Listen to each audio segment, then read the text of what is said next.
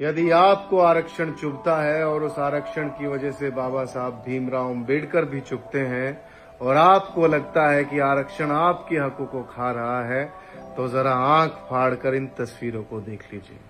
ये तस्वीरें आजादी से पहले के भारत की नहीं है। ये तस्वीरें आजादी के लगभग 80 साल पूरे कर चुके वाले भारत की हैं, जहां पर दलित आज भी इस स्थिति में है। अब आप सोचिए कि आजादी के 80 साल बाद भी यदि दलित इस स्थिति में है, तो जब देश गुलाम था तब वो किस स्थिति में रहा होगा और कितनी यातनाएं, कितने उत्पीड़न, कितना संघर्ष उसने किया होगा। ஊருக்குள்ள போகும்போது கொஞ்சம் ஒரு மரியாதை போகணும்ப்பா. பாரம்பரியமா முன்னால முதியோர்கள், அதாவது நம்ம எங்களுக்கு முன்னாள் இருந்தவங்க இதுல யாருமே செருப்பு போட்டு போக மாட்டாங்க. அங்கிட்டலாம் போடலாம், அவங்க பிடிச்ச போடலாம், நான் அங்கே போடக்கூடாது. ஊருக்குள்ள அவங்க இருந்தாலும் ஒரு சாரி கேட்டாப்பா।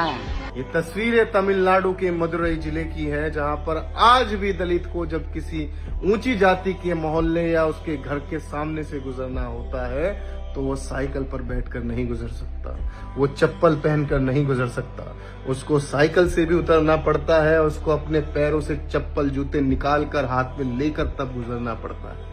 और आप कहते हो कि दलित आपके हकों को खा रहा है। क्या दिया इस देश ने आजादी के 80 साल बाद भी दलित पिछड़ों को? एक सम्मान तक तो आप उनको दे नहीं पाए। अब आप सोचिए कि एक दलित पिछड़े वर्ग में जब एक बच्चा जन्म लेता है और उसको बचपन से ये व्यवस्था बताई जाए कि बेटा उधर जाओगे तो चप्पल उतार देना, तो उसका मानसिक विकास कैसे होगा?